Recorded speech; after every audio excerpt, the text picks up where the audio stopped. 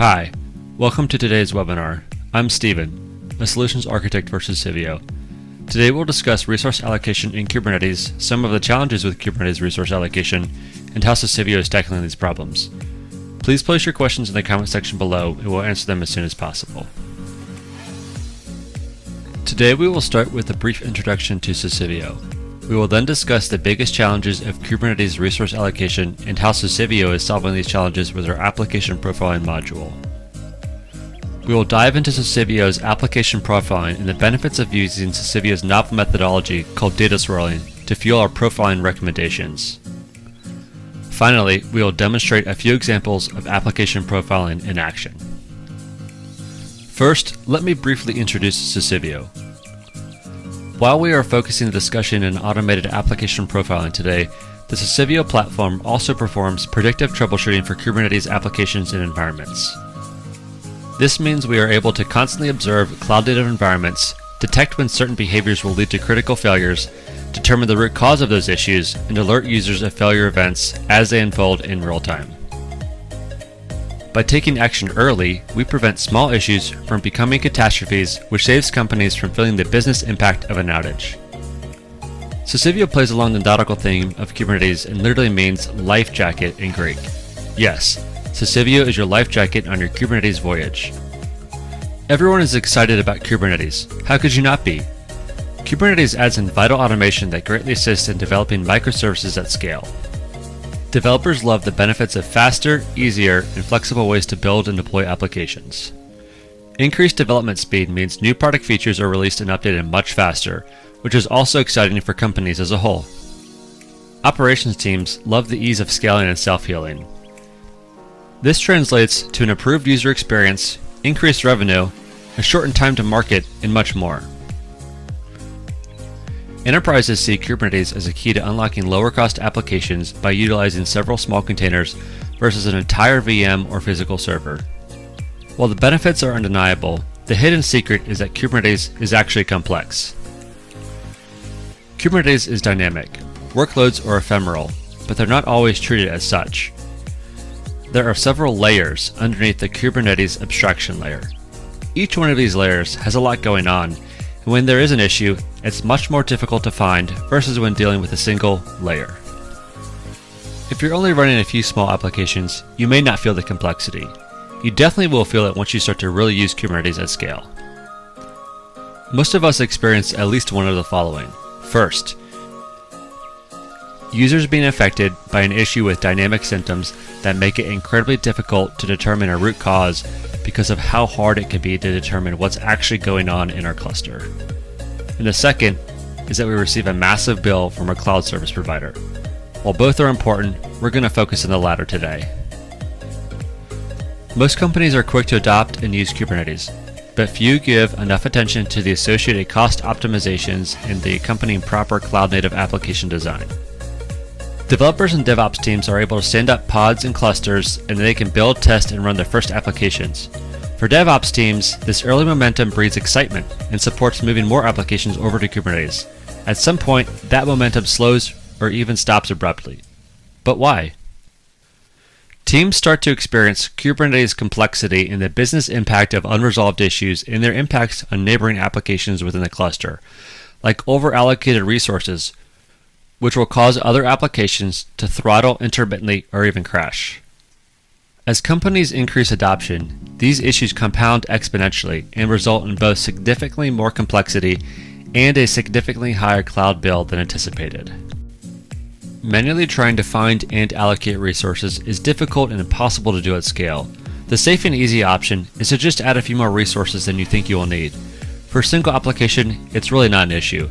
But multiply this waste across several applications, or in most cases thousands, and it becomes clear it's causing significant waste and it's definitely not scalable. The shock of a massive cloud bill prevents companies from continuing to adopt at a rapid pace and take a step back in their migration process. This delay prevents companies from achieving their technology goals and ultimately affects their customers. It's like being thrown off a ship into the ocean and being told, okay, now learn how to swim. While you're treading in water with your head sinking lower and lower, Sosivio is the life jacket that lifts you back up, brings you back to the ship, and allows you to continue your Kubernetes journey. As companies migrate to cloud-native applications and adopt either a cloud or hybrid cloud approach, they need to start thinking about capacity.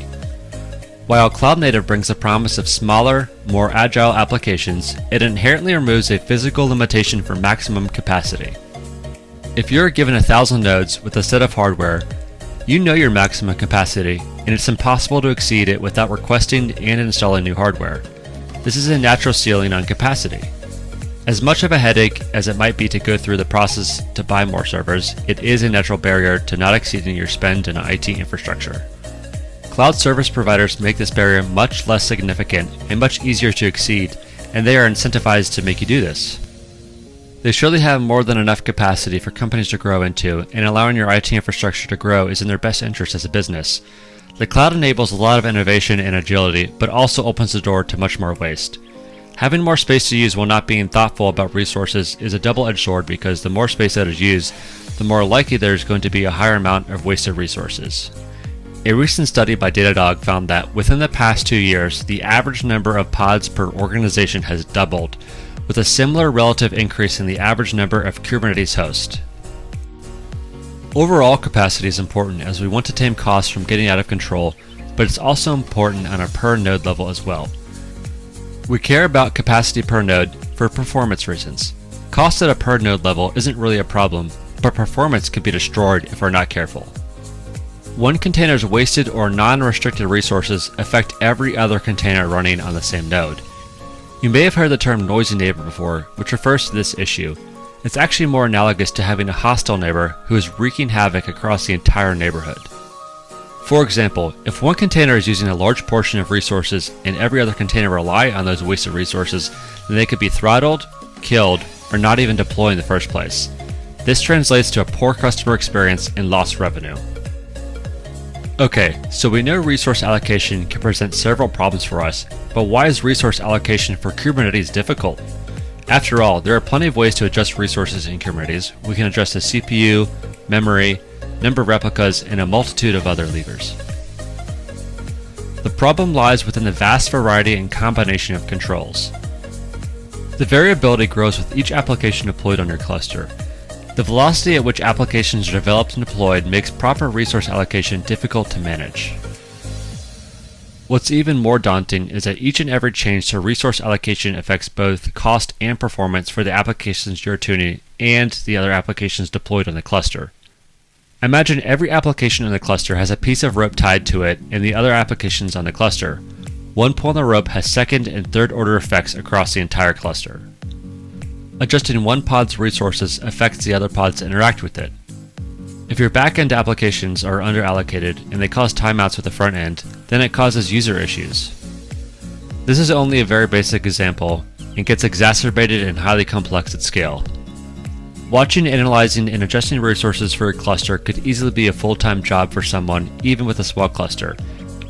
It's impossible to do this manually for most companies. Now, most developers are simply guessing or over-allocating to ensure they have enough resources. This is where Sosivio's application profiling really shines.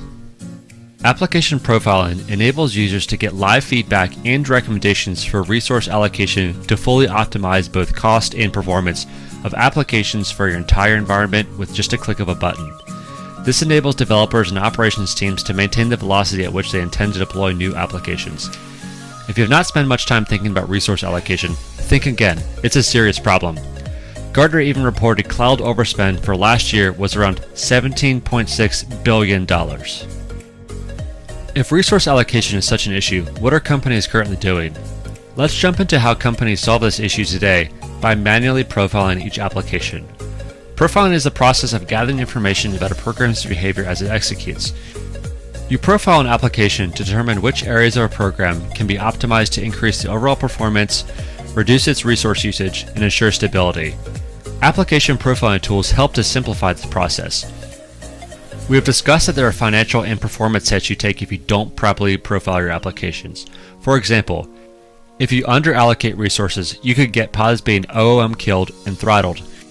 If you over-allocate resources, you could get pods being throttled or wasting resources. If you elect to not specify any requests or limits to resources, then you could have pods being OOM killed or throttled. But why do these events happen? First, let's define what CPU and memory request limits are. A request is telling Kubernetes what my resource consumption for CPU and memory are for normal application behavior. For example, let's say we wrote an application that can digest 100,000 requests a second and it will consume 512 megabytes of memory. So I tell Kubernetes that this application that it's about to deploy is going to require at least 512 megabytes of memory. That's the request. This is why Kubernetes knows how to take an application and put it on a node that has at least 512 megabytes of memory free. If we don't set a request, then Kubernetes would just put it anywhere and hope for the best. In the case the pod gets assigned to a node with only 100 megabytes of memory available, the pod will crash if it consumes more than 100 megabytes. It would reach that 100 megabyte limit, try to consume a little bit more, and then get OOM killed. It's likely to restart again and again and again. The same applies for CPU requests, but because CPU is a rechargeable resource, the negative effects are throttling and poor application performance. The second resource allocation parameter that we're going to talk about is the limit. The limit actually instructs Kubernetes to set a limit for that process, and it's actually for the control group in which the process is running, on the node in which it will deploy. The application cannot cross that limit without being killed or throttled for memory and CPU respectively. The reason to do that is to protect all of the other applications on the cluster itself. Clearly, we need to be thoughtful in setting resource request and limits for each application we deploy. Let's take a look at how we would manually profile an application. First, we collect all of the raw data we would need to make an informed decision. Second, we measure the data over a set time interval to determine how the application behaves. Finally, we adjust the code and/or resources to meet the application's needs. Raw data collection can be done with a variety of scripts or tools. This is vital to get right because if we don't collect the right amount of data from a real environment and that data is not granular enough, then we are wasting our time with the rest of the process because we're using bad and inaccurate data. For example, using Prometheus and Grafana is not accurate enough because it is not designed for 100% accuracy. If we were using this data for profiling, then we would be missing vital pieces of information needed to properly optimize our resources. Let's take a look at a real example of how Sosivio collects and displays information versus Prometheus and Grafana. On the bottom of the screen, we have a Grafana dashboard displaying CPU consumption of Sosivio's machine learning microservice that discovers new failures and their associated root cause in the Kubernetes environments. On the top of the screen, we have the exact same pod displayed at the exact same time intervals, only in Sosivio's live metrics dashboard. Clearly, we can see the level of detail that Sosivio provides over the most commonly used tool today. If we were to profile CPU based on the Grafana dashboard, then we would say, my CPU never exceeded half a core, and we would set our CPU request and limits accordingly. In reality, the CPU is much more active, with the CPU reaching over half a core 15 times and even up to 1.4 cores. Profiling this application with 0.5 cores would cause consistent throttling, causing very bad application performance, timeouts, and a variety of other issues that can stem to every other pod that it interacts with. Sosivio's data is much different than what Prometheus is displaying. We can easily see that data granularity greatly affects how we would accurately allocate resources to this application. Imagine how this discrepancy in accurate data affects every other application running on your Kubernetes cluster. This single example becomes a massive issue at scale. Using inaccurate data clearly leads to issues that are exacerbated at scale. So, how do we start with accurate and granular data? How do we work with the data collectors out there today if they're not usable? Well, we don't. Sosivio recognized this issue, and we opted to build our own high-performance data collectors that overcame the challenges of open-source data collectors. Sosivio's data collectors are incredibly resource-friendly and completely optimized for Kubernetes. They collect metrics at a much more granular level than any other open-source tool in existence today. We speak about this in our other webinar on data swirling, which talks about Sosivio's novel approach to both gathering granular metrics and also finding and preemptively detecting Kubernetes issues. With custom data collectors utilizing data swirling, Sosivio collects and analyzes massive amounts of data at lightning speed. Let's briefly discuss how data swirling works, as it's a key component to how Sosivio is able to make use of mass amount of data in real time. At a high level, we collect everything from the kernel, OS, network, processes, applications, container runtime, and Kubernetes API. We determine what pieces of data are relevant by immediately evaluating every data point that we collect. We only analyze the currently relevant data within our set of machine learning microservices. Data is processed and analyzed 100% in memory and immediately swirled to the next machine learning microservice for processing. In parallel, live metrics are displayed in our dashboard and applications resources are profiled and optimization recommendations are provided. This is different than every other tool today because they all collect data, store it on disk in a database, then process that data, and then send back results after an incident has happened or display metrics that are computed averages and frankly not usable. Also, many tools today are highly intrusive. They require instrumentation, code injection, data offloading, or a variety of other security and stability risk. Another huge difference is that every other tool overwhelms users with data, graphs, and logs. Sifting through an overwhelming amount of information is only a small part of the puzzle, as it still requires a human with expertise to analyze and use this information. Sosivio provides data that is already analyzed and removes the time-consuming process of classifying, correlating, and analyzing information. Let's talk about a few more approaches to determining resource allocation and why they fall short. I have talked to multiple people who said they are using a vertical pod autoscaler and want to know why it's not the right solution. Well, first and foremost, it competes against horizontal scaling, which is a key principle to cloud-native architecture. The entire purpose of a container is to use as few resources as possible and to be elastic or scale horizontally. By doing this, you won't run into limitations of a single machine if architected properly, and you can handle a load that is limited only by your entire infrastructure or Kubernetes cluster. Right-sizing your application is essentially fully automated at this point. The second issue with the vertical pod autoscaler is that if you don't set or incorrectly set the max allowed for your resources, then it will continue to add more resources to your applications without knowing or caring about the repercussions. If enough resources are added, the pod will be OOM killed, and you would need to go through the process of determining the proper requesting limits anyway, on top of recovering from a failed application. The third issue is that you should set boundaries for your resources. These are called the min and max allowed in the vertical pod autoscaler. The question is, without accurately profiling your application, how do you get a min and max allowed? You would be relying on bad data in most cases, and again, it negates any time that you think you saved by relying on the vertical pod autoscaler. If those are not good enough reasons, then I'll leave you with this. There is a reason that the Kubernetes community rejected the vertical pod autoscaler project, and it's at your own risk to use it. The other common methods used today are also not sufficient. Trial and error is okay for a single application or a small isolated test environment. If you have the time to manually do this for each and every version of an application you deploy, and you're only utilizing Kubernetes for a few small applications, then go for it. This is usually never the case, and one can argue that you should not bother using Kubernetes if it's for a single application or only a handful. And of course, you're not going to use trial and error with massive production deployments, and furthermore, not when scaling.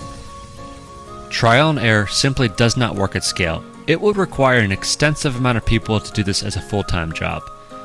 Load testing should only be done to determine the minimum viable settings needed to run a base unit of a microservice. This means that we need to find how small we can make a pod to handle the smallest amount of load our application will receive. The problem is that most companies, even if they claim they are experienced Kubernetes users, are performing load testing on an application and trying to determine how big they should make it. We talked about manually observing metrics already, but as a recap, it's time consuming and open source data collectors don't provide accurate enough data to use. The one thing all these solutions have in common is that even if you do get an answer of how the application is performing, we still need to know what to set our resource requests and limits to. Sosivio automates and streamlines the entire profiling process. We collect detailed metrics for all of your applications and feed that into our application profiling microservices. These microservices are constantly observing the application's behavior and resource consumption. There are a number of tools today which can greatly assist in resource profiling. However, Sosivio has an advantage in that we leverage our state-of-the-art data swirling technology, which is our real-time and disconnected data collection and analysis architecture. Sosivio can capture incredibly granular resource utilization metrics and has a much more accurate picture of what the resource utilization is and what the allocated resources should be. Be aware, if you are new to Kubernetes or have not designed your application to be cloud native, Sosivio's application recommendations are geared towards those that have been working with Kubernetes and have designed applications with cloud native in mind. Of course, Sosivio will alert you if your applications are non-cloud native, and it will still recommend resource allocations based off best practices for a cloud native design. If you do run into this warning, it's a great thing. It means there's room for improvement in your application design, and we have identified it. This process makes your applications significantly more stable, robust, and scalable. One common scenario is that Sosivio generates lower resource request limits than a developer has allocated and thus incorrectly thinks should be allocated, which scares developers. The application will run and throttle when it hits a certain load. The proper method of allowing more capacity is to scale horizontally by adding more replicas. This ensures we are utilizing cloud-native design principles to achieve unlimited elasticity with our applications. The problem is that newer or inexperienced developers who apply the lift and shift mentality are not prepared to add replicas, but rather scale up. This poor application design can lead to lost data and/or poor performance. Keep in mind that this is 100% tied to poor application design. This goes against the entire point of Kubernetes and microservices. Sosivio's application profiling not only gives you the right recommendations, but it can make your developers better prepared for a cloud-native world. Let's jump into a few live examples of application profiling. Let's take a look at an over-allocated application to see how we can quickly free up resources on our cluster and reduce our cloud spend. On the top of the screen, we have Sosivio's live metrics on CPU consumption for a Grafana deployment. Of note, Sosivio's live metrics are always free and are much more granular than what Prometheus provides. On the bottom of the screen, we have the same application during the same time period, only they are displayed in OpenShift via Prometheus's live metrics on CPU consumption. By looking at Sosivio, we can see that the application's behavior is pretty erratic with several repetitive spikes in CPU. We will take a look at the memory consumption as well. We can see it's fairly consistent over the same time period. Okay, now normally we would have to start writing down the data points for CPU and memory consumption, determine how the application behaves, calculate the resources used while balancing that against the application's behavior to determine our resource requests and limits. This can take some time to determine, and this is only for one application. Let's make this easy and utilize Sosivio. I'll navigate to Sosivio's application profiling module and see what the recommendations are. I'll filter by over-allocated applications and click on Grafana.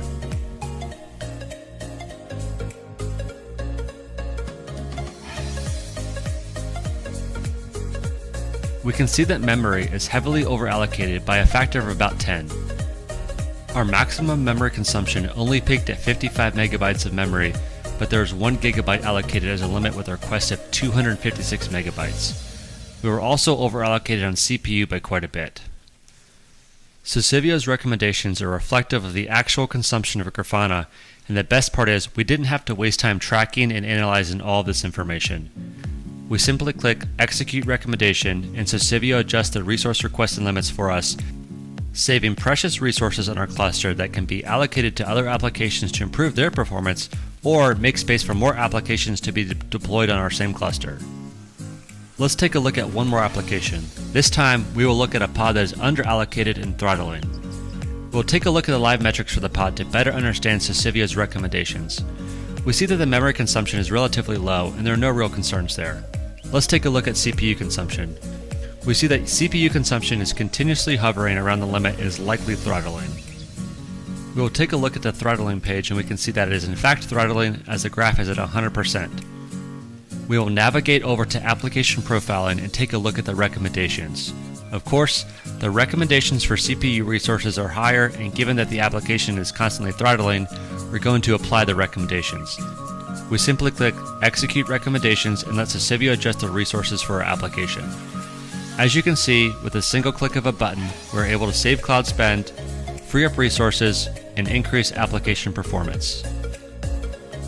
Thank you for attending today's webinar. Are you ready to give Sosivio a try for free? Follow the link on the screen to try Sosivio Premium free for 4 weeks. There's no need to speak to any sales rep or enter any form of payment. After the 4-week period, Sosivio will automatically convert back to Sosivio Community Edition, which is free forever. You have nothing to lose to try it out. If you have any questions or comments, please feel free to contact me at steven at sosiv.io. Thanks for watching.